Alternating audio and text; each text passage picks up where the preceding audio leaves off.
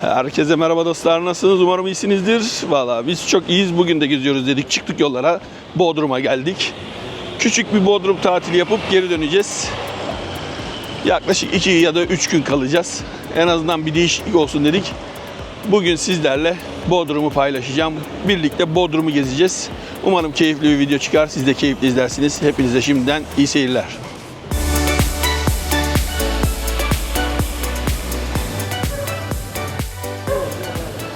Vallahi dostlar, Bodrum söylenilen gibi boş değil yani. Dolu. Bir sürü turist var. Yani hiç de boş gözükmüyor. Vallahi o kadar da boş değilmiş. Herkes burada. Herkes burada dostlar. Bakalım. Şimdi KOS biletlerini soralım ne kadarmış. Merhaba, kolay gelsin. KOS'a biletler ne kadar? İleride onlardan. Ha, pardon. Ha, ilerideymiş ya. Bakalım KOS'a internetten baktık 17 küsürdü gidiş geliş 35 euro. Ama bir de burada soralım bakalım. Bugün bayağı iyi. Bodrum bence kalabalık. Herkes dedi boş boş dedi, kimse yok dedi ama Bodrum gayet kalabalık yani. Millet burada ateş ediyor. Ay.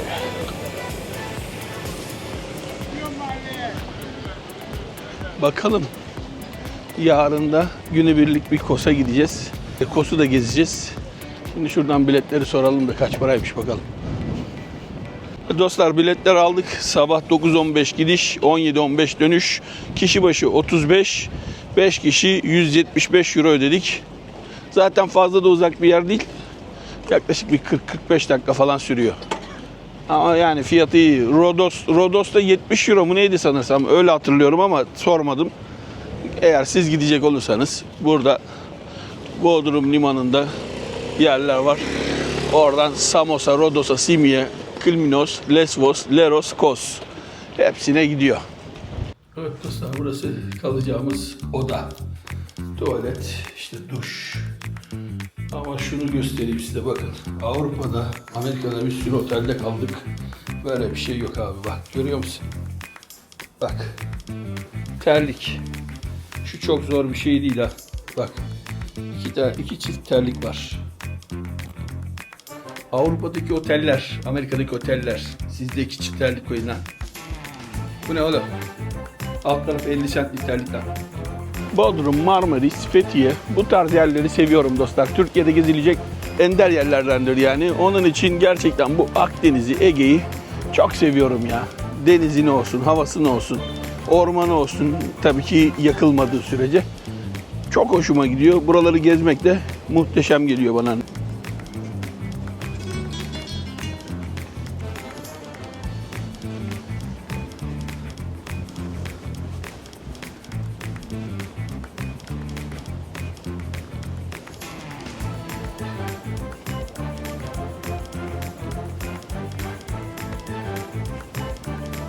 Burası da Halikarnas dostlar. O meşhur gece kulübü. Zeki Müren'in de evi hemen şurada. Bodrum'a geldiğinizde muhakkak gelin görün. Kaçırılmayacak şeyler yani. Zeki Müren'i çok seviyorum. Çocukluğumdan beri seviyorum. Çocukluğu TRT'de canlı yayındaydı sanırsam, rahmetli olduğunda. O programı da seyrediyorduk. Çok üzülmüştüm. Yani 13-14 yaşında bir şeydim o zamanlar. Çok üzülmüştüm gerçekten. Buraya ziyaret saatleri yazılmış. 8 Temmuz 2000 tarihinden itibaren ziyaret açılmış. Sabah 9-12, öğle de 13-17 arası. Zeki Müren Sanat Müzesi pazartesi günleri ziyarete kapalıymış. Şu an saat 16.55. Biz geç kaldık. Umarım yarın ya da öbür gün bakalım. Gidebilirsek içeri girip bir gezmek isterim açıkçası. Çünkü bu bizim sanat güneşimiz. Vay be. Evi de çok güzel yerdeymiş gerçi. Evi çok güzel yerdeymiş, kum bahçe. Biz de pansiyonu burada tuttuk. Pansiyonu tuttuk işte, pansiyon dedim ya size, 2 gece 2 oda 271 euro. Bana göre uygun abi, çünkü en azından içeride terliği var, işte şampuanı var, ıvır zıvır var. Çoğu Avrupa'daki otellerin hiçbirinde terlik merlik koymuyorlar. Havlular temiz, çarşaflar temiz. O da yeterince temiz yani pansiyon gibi. pansiyona göre gayet temiz, şık ve büyük, ferah oda. Kliması çalışıyor, televizyonu çalışıyor. Her şey güzel. Şimdi gelin bakalım biraz Bodrum gezelim. Gel birkaç bir şey bakalım, yiyelim oğlum. Karnın aç mı? He? Tamam, en azından gel bir şeyler atıştıralım bari ya. Zeki Müren'in arabası da varmış orada ya. Dur bakayım, şöyle gösterebiliyor muyum? Vay be. Ya var ya, acayip üzülmüştüm ben bu adama ya. Bodrum anlatıldığı gibi boş değil yani. Bayağı bir buraya gelip gezen turist sayısı çok. İngilizler gördüm, Almanlar gördüm. Tabii eski tadı yok. Eski tadı yok çünkü maalesef bazı esnaflar dolandırma peşinde olduğu için mesela kahvaltı kaç para? 850 lira. Bir kişi. Pizzalara 400 liradan başlıyor. Wine, şarap 1200 lira. Alkollü Tuborg 1050. Korona 440. Ama beşli kova yani bu. 5 tane Tuborg Gold 1050 lira. Makarnalar 810 lira, 560 lira. Salatalar 360 lira, 820 lira. Öyle gidiyorlar. Hani buranın esnafı biraz turisti iteledi açıkçası. Ne yalan söyleyeyim. Yapmayacaksın dostlar. Turisti küstürmeyeceksin. Turist şimdi ne yapıyor? Yunan'a gidiyor. Türk turist bile Yunan'a gidiyor. İspanya'ya gidiyor. Kapıda vize var. Adamlar kapıda vizeyi çıkardı. Bilmem kaç milyon euroluk Türkiye'den giden para var oraya şimdi. Al bak. 5 kişi 175 liraya Kosa bilet aldım. Yani bedava yani.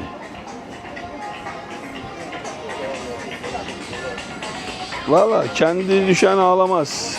Onun için dikkat etmek lazım. Turisti neden buraya çekmesi gerekiyor bu esnafın. Ona göre biraz kendilerine gelmesi gerekiyor bence. Yoksa bu şekilde devam ederse biraz sıkıntı çıkar. Gidelim şu tarafa gidelim oğlum bir de bakalım. Ya Bodrum gerçekten güzel yer yalnız dostlar. Dolaşmaya, gezmeye geleceksiniz. Bodrum gerçekten güzel yer. Gezmeye gelecekseniz muhakkak gelin. Yani. Burası da çarşı. Döner kaç para? 200 lira. Et döner 350 lira. Tombik. Yine yani fiyatları sanırsam düzeltmişler bunlar ya. Yani bayağı, çünkü televizyonlarda ya da yalan söylüyorlar bilmiyorum. Çok abartıyorlar. Şu kadar para, bu kadar para diye, pahalı diye. Ben şu ana kadar hani ekstrem bir pahalılık görmedim. Levrek 800 lira, çupra 800 lira yazmışlar restoranda. Pizzalar 450 lira, 600 lira. Hani bir tek kahvaltı tabağı diyor bak. 650 lira, tost 400 lira. Köfte ekmek 350 lira. Hamburger, smash burger de 600 lira. Yani dediğim gibi büyük bir ihtimalle beach club'larda biraz pahalılık var. Tek fiyat 1500 lira. Güzelmiş. Müşteriler. Yine biraz canlı ama ya. Hani eğer ki internetten, Instagram'dan, televizyondan gördüğüm kadar ölü bir sezon değil yani. Sahildeki Burger King'e geldik bakın. Yani bahçeye çıktınız mı nasıl bir manzara. Abi burayı seviyorum gerçekten bak. Yani şurada yemek yiyeceksin. Burada da bu arkadaş var. Vallahi su kefal dolu ha. Şuraya bakar mısınız? Oh maşallah maşallah. Şu ne lan? Şu kefal değil ha. Şu farklı bir şey bak. Kefal değil ha. Maşallah. Big King. Big. En azından bu bari büyük yani ha.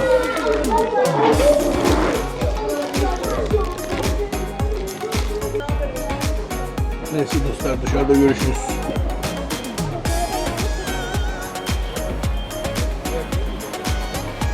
Bodrum'un sokakları da ayrı güzel dostlar ya. Vallahi billahi ya. Her yer denize çıkıyor. Burada da Aya Nikola Kilisesi vardı. Ama restorasyona sokmuşlar. Artık bitince bir inşallah onu da çekebiliriz. Görmüş olduğunuz Bodrum Kalesi dostlar 15. yüzyılda Saint Jean şövalyeleri tarafından inşa edilmiş ve günümüze kadar dimdik ayakta durmuş. Şu an ise Su Arkeoloji Müzesi olarak hala işlem görüyor. Bodrum dünyanın 7. harikasılarından bir tanesi, yani Halikarnassios olarak geçiyor. Dünyanın 7. harikası olarak sayılıyormuş. Onun mozelesi, yani mozaikleri hala burada. Birkaç kalıntıları var. Onları gelip görebilirsiniz. Ama şu Bodrum Kalesi beni mest ediyor. Hayret, şuralara daha inşaat yapılmamış. Ama ufak ufak tırtıklıyorlar sanırsam.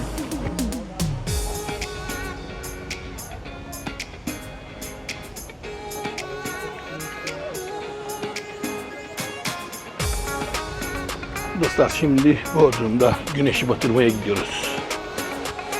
Bir de size Bodrum'un gece hayatını, yani geceliğin sokaklarını göstermeye çalışacağım.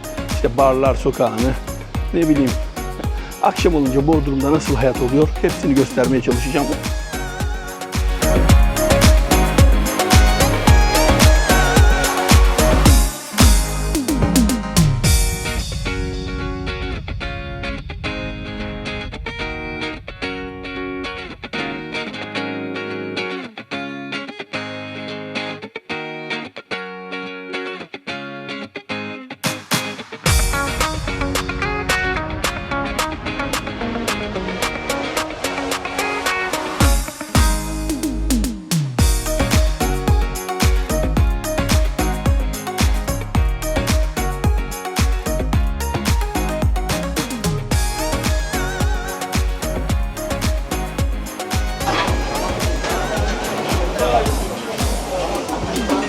Böyle pizzalar dostlar.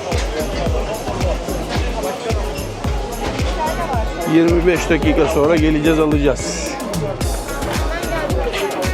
25 dakika. 25 dakika. Şimdi akşam kıyıntısı olsun diye 2 tane pizza sipariş ettik. 2 pizza sucuklu, yani bize maliyeti 1440 lira. Neyse. Şimdi gidelim. Biraz dolanalım. 25 dakika sürecek çünkü. 25 dakika sonra pizzalarımızı alacağız. Demin şu pizzacıdan pizza aldık. Michelin yıldızlı bir pizzacıymış burası. 2 pizza 1440 lira verdik ama siz söyleyin. Kapıda duran arkadaş birazcık kabaydı sanırsam. Çünkü turist diyor ki 40 dakikadır bekliyorum. Oradaki masalar boş. Niye oturtmuyorsunuz? O da diyor ki beklemek zorunda değilsiniz. Enteresan bir şey. Bilmiyorum. Nasıl Michelin yıldızı almış bilmiyorum. Ben pizzayı pek sevmedim. Çocuklar sevdi. Daha iyi pizzaları yedim. Yani Milano'da yedim. Ne bileyim, Viyana'da yedim. Almanya'da yedim. Roma'da yedim. Yedim, daha iyilerini yedim. Bunlar nasıl pizza almış Michelin yıldızı onu anlayamadım. Ama yine de sağlık olsun, en azından denemiş olduk. 2 pizza 1440 lira. Yapacak bir şey yok. Çocuklar sevdi. En azından onlar sevdi. Onun için bir problem yok. Bakalım, sokaklar çok güzel dostlar. İnsanlar oturmuş yemeğini yiyor. Yani burası da barlar sokağı. Yani dediğim gibi hiç kimse birbirini rahatsız etmiyor. Çok güzel bir ortam var. Canlı müzik var. Hemen hemen her restoranda canlı müzik var böyle.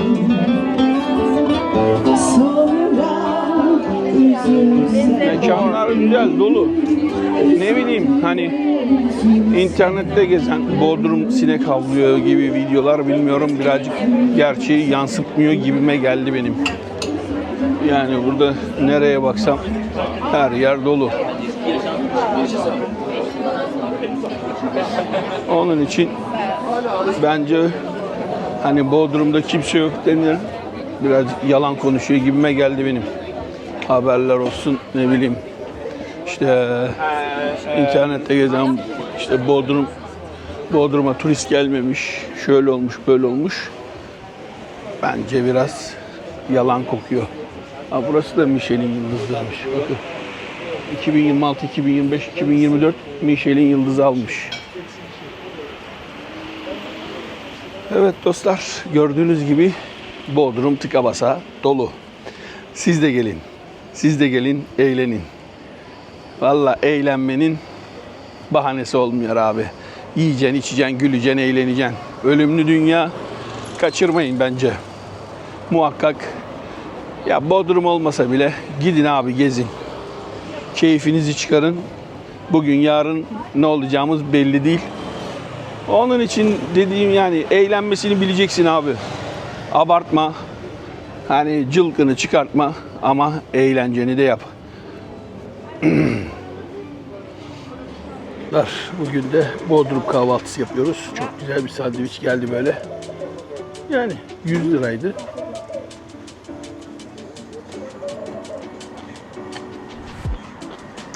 Hoşuma gitti.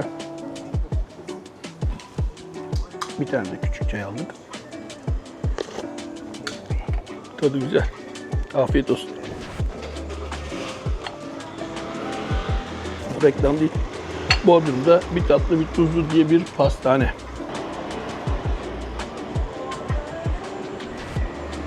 Hatta içindekileri de göstereyim size, bakın. Şöyle kurabiyeler var. Böyle açmalar. Böyle sandviçler. Açmanın içinde pizza gibi poğaçalar. Şöyle tatlılar. Ekmekleri de var. Bizim çok hoşumuza gitti. Onun için geldik. Yedik. Demin ben bir tane öyle denemelik almıştım. Şimdi çocuklara da getirdim. Kolay gelsin, sağ ol. Sen çayı da hesaplamıştın değil mi? Tamam dostum. 60 lira kutular, 35 lira da ayranmış. İyi. Yani bakkal fiyatı bence. Bakkal fiyatı toplamda 550 lira. 5 kişi kahvaltı yaptık, doyduk. Yemeli içmeli 550 lira. Bodrum için gayet uygun. Tavsiye ederim dostlar. Reklam ya da işbirliği değildir. Parasını vermediğim hiçbir yere girmem.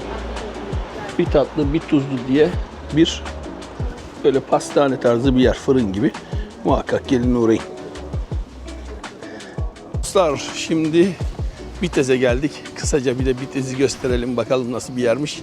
Ona göre aklınızda bir yer edinsin, fikir edinsin. Ona göre düşünüp buraları gezmeye gelirsiniz. Bodrum'un her semti güzel aslında.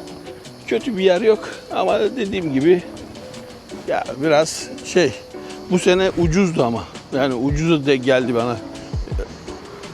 Mesela çok güzel sahil restoranında bir çupra levrek 850 liraydı. Patates kızartması ve yeşil salatayla birlikte. Bu iyiydi yani. Ne yalan söyleyeyim. Ben ilk defa böyle gördüm. 2015'te geldiğimizde bana biraz pahalı gelmişti. Kos ucuz gelmişti. Bu sefer Kos pahalaşmış. Bodrum ucuzlaşmış. Öyle diyebilirim size. Burada da günlük tur tekneleri var tabii ki, her yerde olduğu gibi. Burası marinaya ait galiba. Tekneler burada. Karşıda özel tekneler var. Aslında burada bir tekne olması şart ya. Vallahi tekneyle çok güzel keyif yaparsınız. Emin olun yani. Şurada bir Türk bayraklı Alman misafirli bir tekne var sanırsam. Aynen. İçeride hem Türk vatandaşı hem Alman vatandaşı varmış. Burası hep Türk. Çok şükür Türk bayrağı. Seviyoruz. Şimdi mesela şunlar var dostlar. Biz şu an neredeyiz? Bitez'deyiz. Gümbet var, Torba var. Göltürkbükü, Türkbükü, Gündoğan, Yalıkavak, Gümüşlük, Turgut Reis, Akyarlar. Buralar güzel yerler. Karaada var, Küçükada var, İçada var. Ondan sonra Güvercinlik var, Güllük. Güllü'ye ben balık tutmaya gidiyorum Umut'un yanına. Orasını çok seviyorum. Akvaryum koyu falan filan var. Gezmek isterseniz buraya lütfen geldiğinizde, bu tekne turlarını biz 2015'te yapmıştık. Süper. Çocuklarımı almıştım. Çok süper eğlenmiştik. O senesi harikaydı yani. Yemin ederim. Ama bu sene hiç keyif alamadım nedense. Bodrum'a bu benim 3. gelişim.